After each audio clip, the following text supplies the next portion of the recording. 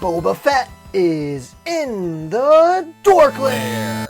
Welcome to another DorkLair action figure review. Today I'm taking a look at the SH Figuarts Boba Fett from Return of the Jedi. And it's about time they put out a Boba Fett figure. This line's been going for close to 5 years now, I believe.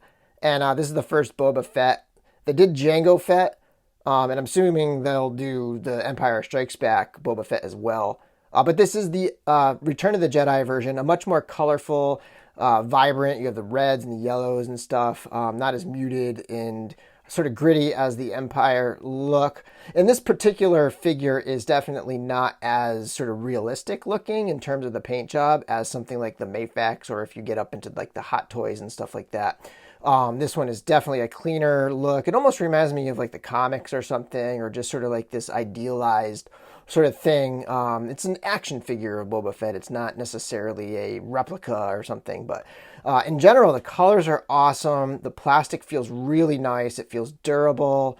I really like how the joints articulate and how everything moves. It feels much more, I don't want to say premium than the Mayfax, because the Mayfax is just a stunning looking figure. It just looks really good. It looks so realistic, and the paint on there is very impressive. But the paint on this one is impressive in a different way. It's just the way the colors are so vibrant and so rich. And, you know, I have a couple gripes.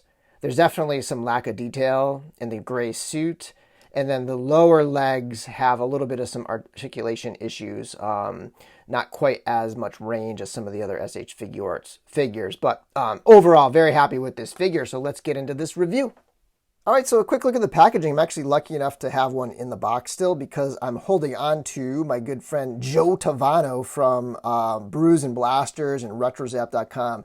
We actually ordered two so that we could save on shipping, and this is his, and I just haven't handed it off to him yet. So I got to show you one that's actually in the box, because I usually have the box empty by the time I get to this part of the video. But you can see the box here. You have the picture on the side. It's very standard. It's a little bit wider than the usual SH Figuarts packaging. You got some figure shots on the back, and then you have that sticker on the side, the little hologram thing. But yeah, overall, it's the standard packaging. I am a big fan of this packaging. It's been pretty much the same since the start of the line. You can see like there's this metallic Star Wars on there that I'm a big fan of. And yeah, SH Figuarts packaging, super tight, very nice, classy kind of packaging. I like it a lot. All right, let's take a look at the sculpt, paint, and detail on Boba Fett. And I know a lot of people are going to be a little pissed off that it's not as dirty or gritty or realistic as, you know, Boba Fett might be in the films. But I actually really like the paint work on this thing. Every sort of surface and area is super crisp. The colors are vibrant. They have this really nice finish to them that is just one of those things that SH Figuarts does so well. You know, and so I just really like the shades of green they've used, and the shade of sort of that maroon red there. You've got the shininess of the black in the visor. Yeah, all the paint on here is really nice. The only place where I might like wish for some wash, maybe like a little more kind of detail, or maybe something slightly more muted, would be in the gray areas of the uniform, especially on the legs, where the legs just feel a little less sculpted. They just feel a little less detailed than the rest. But there are some places where there are a lot of details on the legs. I mean, you have all these little pieces down here, his little tools and weapons and things tucked in. But yeah, I mean, this is just a really nice looking figure. You've got that logo on the side that is really just nice and sharp. Everything is super sharp on this figure. You know, so if you want like a gritty, dirty, filthy kind of looking Boba Fett, this probably isn't the one for you. But man, if you like bright colors and just vibrant stuff, this one's pretty awesome. You got the visor that kind of comes, or the viewfinder that sort of comes down there. Yeah, this thing's pretty sweet. I like the look of this thing very much. Yeah, awesome looking figure. You got the boots down here. Even the bottoms of the boots are like that kind of silvery sort of tread down there. Great looking figure, in my opinion. All right, let's line Boba up and see how he looks next to some other Star Wars figures in this scale. So here, as most people are going to want to see, like right off the bat, is the Mayfax Boba Fett, and that is the Empire Strikes Back one. I unfortunately don't have the Return of the Jedi one to compare that. It'd probably be a more like appropriate comparison. But as you can see, the Mafex one is much dirtier, much sort of filthier, and the paintwork on there is a much different style than this more crisp and clean Boba Fett. And I'm sure that that is going to carry over to the Return of the Jedi Mafex figure. So that one is, I'm sure that one's also much more gritty and dirty, like the Empire Strikes Back Mafex. And then to keep it in the family, here is the SH Figuarts Jango Fett over here. And yeah, I think he looks pretty good next to Jango. Jango, in my opinion, is a very underrated figure.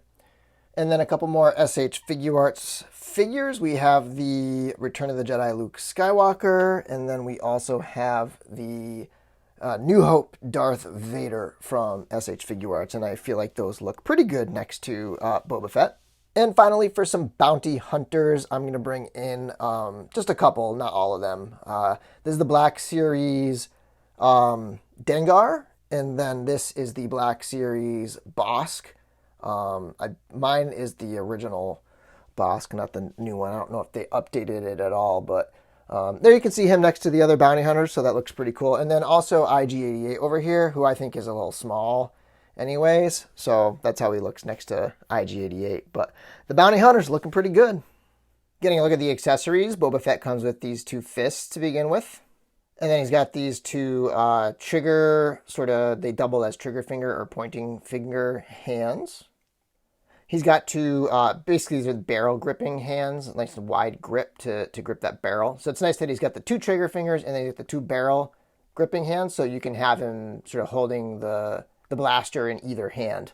And he's got these gesturing hands, which make it nice if, you want to have him in like an action pose, but you don't want to just have a fist on there or something like that. Pretty cool option there. And finally, he has his rifle that fits really nicely in his hands. Fits really perfectly, actually. And you can kind of see some of the details on this thing as I pull it off here. So this thing's pretty straightforward. The sculpting is great. There's not a lot of paint on there. It's pretty much all black from that end, and then it's brown down here. But nice stiff plastic. It's not like the gummy plastic that like Hasbro uses or anything like that. So pretty nice little piece here. It's like Boba's sawed-off shotgun or whatever. And the only other thing you might consider, I guess, an accessory is the fact that the cape is actually removable. So you can pop it right out of that hole and then like pop it right back in. Oh, and technically these are also removable as well. Wookiee braids or whatever, I don't know. In canon, I'm not sure what these are these days, but I think they're supposed to be Wookiee braids. The backpack is not removable, actually, so I don't really count that as an accessory because I don't think that comes off. I think that's permanently on there. But yeah, so that's it for accessories. Not a ton of stuff, but I'm not exactly sure what else he would come with. I kind of wish he did come with the pistols, but I don't know if Return of the Jedi Boba Fett would even really have pistols like that, so, it might not be something that this figure should come with. But yeah, so basically he has 4 sets of hands, a blaster, and if you want to count it, the cape.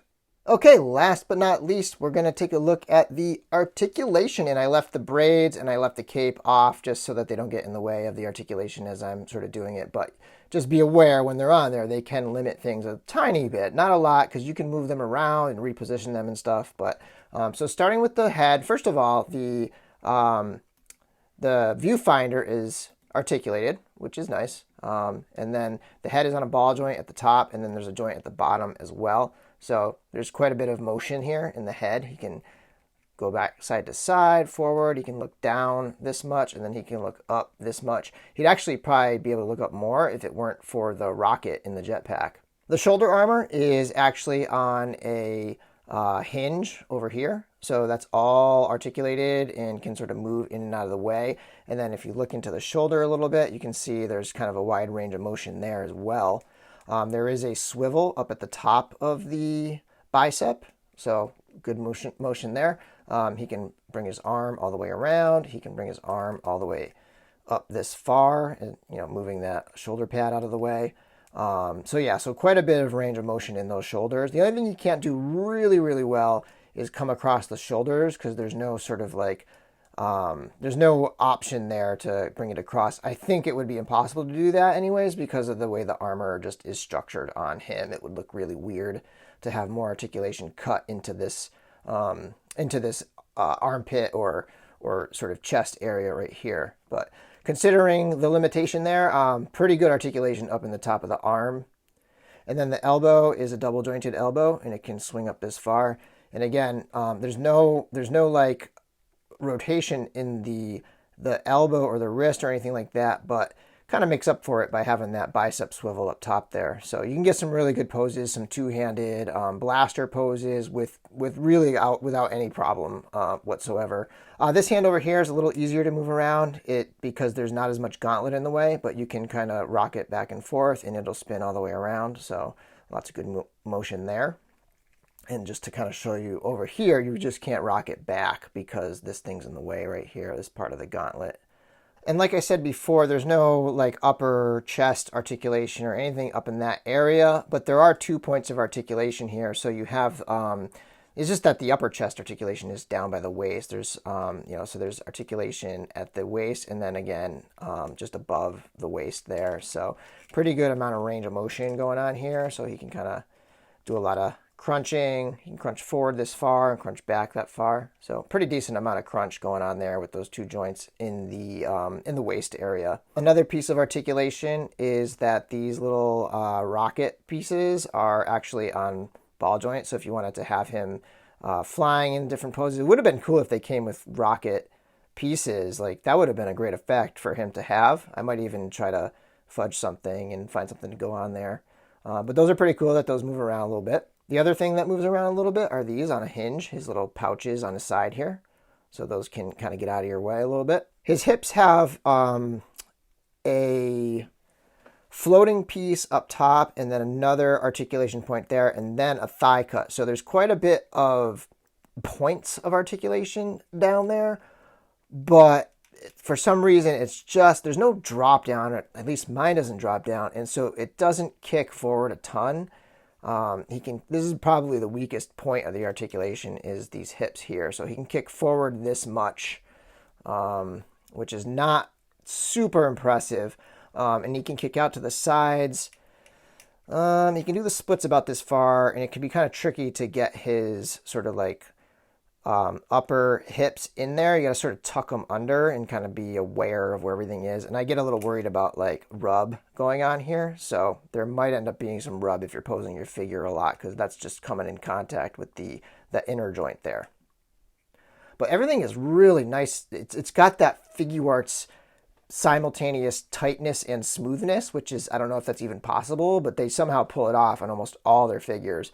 Everything moves really nicely. It just feels quality. It feels premium. I didn't do the backwards kick, but he can kick back that far. So again, forward this far, back that far. I do wish he could kick forward more. You can, but it's, that's about the max right there. And then the knees are on a double joint, and the knee pad actually becomes the knee. So that's where the joint is. So that's pretty cool. If you want to move them around a little bit, you can find the right spot for that knee pad, which looks great. And again, there's swivel up in the thigh, but there's no swivel anywhere below that. None of this moves really for me. Like if I try to move his leg, it just wobbles, but it doesn't really move. And then down in his feet, again, a little bit more limited than your usual SH Figuarts. I do wish that could rock a little better. But you have that much motion. It can rock inward a little bit. I wish it was a little bit more. He can point down this far, and then he can point up. He can't point up really almost at all. And then he does have a toe articulation, and they do rotate too. So, decent amount. Once you get to the hips down, it's a little limited, but above the hips, like the upper body, the chest, the arms, all that stuff, the articulation is great. The head, the neck, all of that stuff, I like very much. And I really I love playing with this figure. I love the feel of it and how smooth it is and how kind of durable it feels. And I never feel like I'm about to snap it like I did with my Mafex figure. So yeah, I like this figure quite a bit. I do Only recommend it if you want a super crisp, sort of clean version of Boba, which I like. If you like those vibrant colors and that super deep forest green and the shiny silver and yellow and all that stuff, then this is for you. If you want the Mafex Boba Fett, go buy the Mafex Boba Fett. This is not it. This is a much different kind of figure, not as realistic, much more sort of idealistic, I think, for the character than the gritty, realistic ones. I love them all. I pretty much haven't bought a Boba figure that I dislike. And so this included. Great figure. Highly recommend. I do think that this being a standard release, this will be available for quite a bit. The supply should be nice and high, so don't go spending crazy money. In fact, you might be able to wait and find a good deal. I know quite a few people who are sort of waiting on this one to get a good deal on it. So not a terribly high demand. I mean, the demand is probably high, but I think the supply is equally high to meet it. So I wouldn't worry too much about trying to find one or having trouble finding one. You should have no problem whatsoever. And thanks for watching my video. Be sure to check out my other videos, like my review of the hyper-real Darth Vader. Check out my podcast, the DorkLair Collecting Podcast, me, Chris, and Larry, every single week. And follow me on Instagram at the DorkLair. And until next time, may the Force be with you.